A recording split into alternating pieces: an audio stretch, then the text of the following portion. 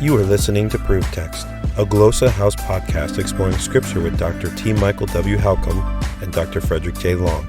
Welcome and enjoy. Hello, I'm Professor Fred Long. I'd like to welcome you to Greek Matters. In this installment, we're going to be looking at conditional sentences. Now, conditional sentences are those that involve an if clause and then a then clause. The if clause is traditionally called the supposition, or in Greek terms, the protasis. The then clause is called the apodosis, or the conclusion. Now, conditional sentences implicitly involve, and really explicitly involve, a move from cause to effect. The if part, the supposition, is the cause or basis for the conclusion that follows. So I want to look at Galatians 1, 8 through 10. In these three verses, we have three different conditional sentences, and each one of them is unique, is different in classification, and yet they communicate a lot of information about the situation, about what Paul is trying to communicate to the Galatians about himself, about the nature of the gospel, and his relationship to the gospel for the sake of the Galatians. Now, here I have the Greek text of Galatians 1, 8 through 10, and I'm inside of Logos Bible software, and I have sympathetic highlighting on. So when I highlight a text in one panel, you can see it in the corresponding other panel. So even if your Greek is a little bit rusty, you can still follow in what I'm saying here. So I want to start in verse 8, where Paul says, "But even if we or a messenger from heaven should preach the gospel to you, contrary to that which we preached to you, let that person be anathema." He is to be accursed. So here's the main sentence. It's a command form. Let him or her or that entity be accursed. That's the main clause. Everything else is a subordinate clause. And we can see that it begins with an aeon. Now, aeon is a conjunction, and it starts a subordinate clause. So here is the subordinate clause. It's the if clause. If we or an angel from heaven should preach or would preach the gospel to you. So that's the subordinate clause there. And then you have contrary to that which we evangelize to you. This is actually another subordinate clause within the first subordinate clause. And this is what Greek likes to do. It can pile up subordinate clauses. What kind of conditional clause has Paul constructed as he's communicating to the Galatians? Well, here we need to understand the classification of conditional sentences. And I'm going to take you to my Koine Greek grammar, and here is chapter 26. It's one of the last chapters in the grammar, and we look specifically at types of Greek conditional clauses and their classification. Now, I follow the classification system set out by Herbert Smythe. In New Testament studies, it's common right now to classify conditional sentences by classes. Now, I think this is unfortunate because it obscures the semantics of the particular instances that we often see in conditional sentences. So this class system is what you might have learned when learning Greek. You have first, second, third class. Very rarely do you have a fourth class. But the Smythe's classification system is better. It is what I would call, and what he would call, a functional temporal classification. Now, Herbert Smythe's grammar is a classical Greek grammar, and it's very helpful. So what I've done here is then I have some charts inside of my textbook that correlate the two systems to each other. But I want to take you to page 523, where I describe these by name and then construction. So in Galatians, we have an aeon with the subjunctive. So this is the protasis, this is the supposition. So if we or an angel from heaven should preach to you the gospel. So aeon with the subjunctive. The main clause, the conclusion, is an imperative form. Let him be accursed. Now that makes the identification a little bit tricky, but I do have a discussion of this later on. We're really looking at two possibilities here. you can see that aeon with the subjunctive only occurs in the supposition in two conditions, a future more vivid or a present general condition. The more vivid future condition is the default future condition, and it describes some future event. It's rather standard in the New Testament. The present general, its particular semantics are that it's relating a generalized truth, something that we should do, think about, something that is generally true. It's a general truth. Now, I think that we're looking at a present general condition here. Even though we have an imperative form, let that person be accursed, that imperative is the equivalent of a present tense. So this is a present general condition. Now what that means is that Paul is here speaking to the Galatians about a generalized truth. If ever this should happen, this is what needs to happen. In other words, if ever the gospel is preached differently, let that person be accursed. It's a generalized truth that Paul is presenting to them. This is what they should be thinking in their mind. Okay, well, as we go to verse 9, we come across another conditional sentence. Now, Paul basically is going to be repeating himself, at least it looks like it. You know, if anyone is preaching to you a gospel contrary to what you received, he is to be accursed. In English, it looks like it's almost the same. It's just changed some of the reference. So you have two conditions, and yet in the Greek, they're different. The constructions are different. Now, just how important is Paul's repetition here? Before I look at the type of condition, I just want to point out something to you, that the beginning of verse 9 involves a meta comment.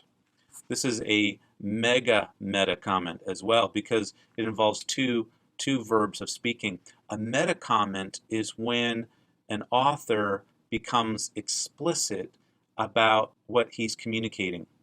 So Paul here is drawing attention explicitly to the communicative process. And when authors do that, they're drawing special attention to what's being said. So Paul doesn't need to say this. This is extra information.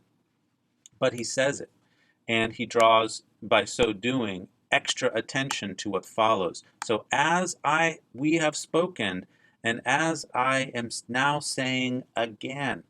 So this is an emphatic construction that's pointing towards the second condition. Well, let's look at the semantics. The conclusion is the same. Let him be accursed. Well, if we take that as a present time reference, then that helps us with understanding what kind of condition it is. The supposition uses the conjunction e, which is used in different kinds of conditions. So it's e with the present tense followed by an imperative. So let's go back to my chart here and see if we can identify what kind of condition we have. Well, we have to do more thinking. You can see that e is used in many different types of conditions. But we have to look for e with the present tense. And as soon as we see that, we recognize that really there's only one possibility. We're looking at a present simple condition with the imperative form, let him be accursed, equivalent to a present indicative. Now, this is also very significant. Even though this present simple is kind of the default present tense condition, what it communicates is that Paul is moving from a generalized condition to a present condition of particular circumstance. So he's given an abstract kind of idea. He's spoken a generalized truth. If anyone ever speaks contrary to what we've preached before, let him be accursed. That's a generalized truth. That's a generalized kind of imperative that he's giving them. Now, he changes the semantics of the condition, and this change indicates a specific situation is in mind. So there's intentionality here in the choice of condition. Paul's moving from generalized truth to now, in verse 9, a particular circumstance that he has in mind.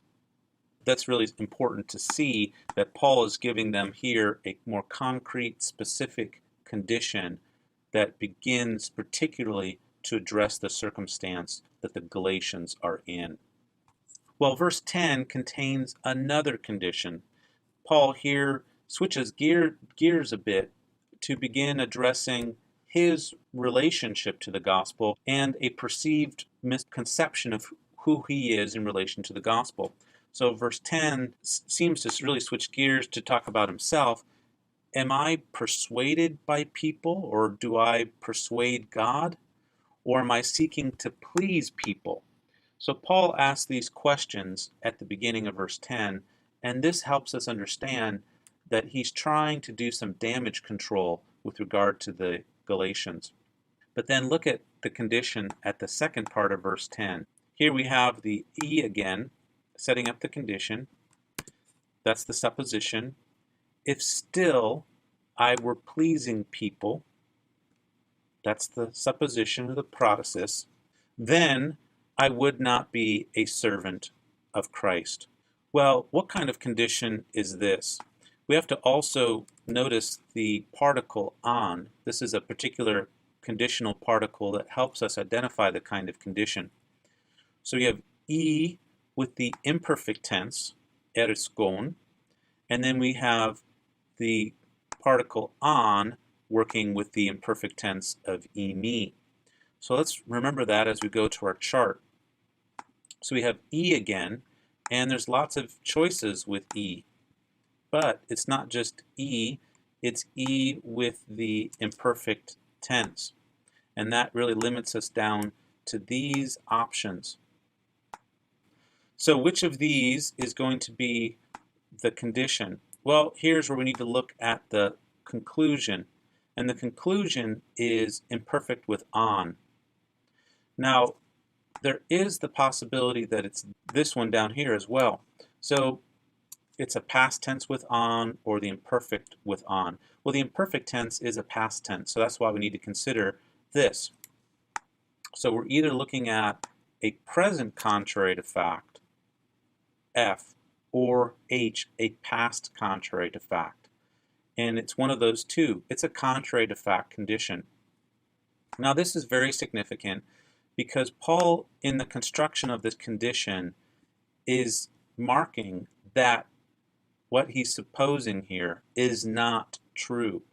And of the two choices, a present or a past contrary to fact condition, it's my evaluation that we're looking at a present contrary to fact.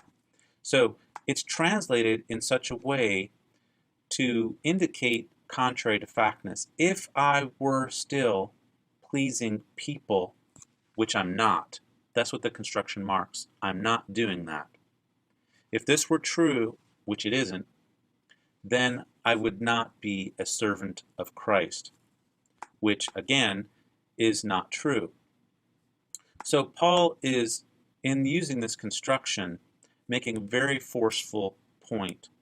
I'm not pleasing people, so therefore I still am a servant of Christ.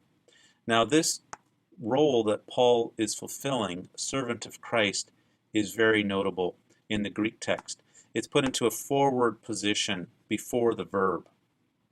And not only that, the genitive case, Christou, is placed before what it modifies.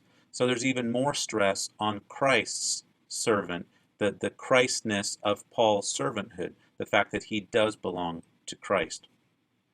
Well, I just wanted to look at these three different conditional sentences and try to understand the semantics involved based on the constructions. And they begin to tell a story of Paul's presenting a general truth to them. If this ever happens, this is what needs to happen. Verse 8. Verse 9, if this is happening now, which it seems to be, this is what needs to happen. And then verse 10, if I were trying to please people, contrary to fact, in fact I'm not, then I would not be a servant of Christ, which in fact I am. So paying attention to conditional clauses and thinking through the logic is a helpful thing. So whenever you see an if clause, stop, look at it, try to understand what kind of condition it is. Interested in growing your ancient language skills but not sure where to start? Glosshouse can help. From illustrated readers and short stories to lexicons and grammars, Glosshouse offers a variety of resources for beginning, intermediate, and experienced ancient language learners. Head to glossahouse.com today. Glossahouse, language resources for the global community.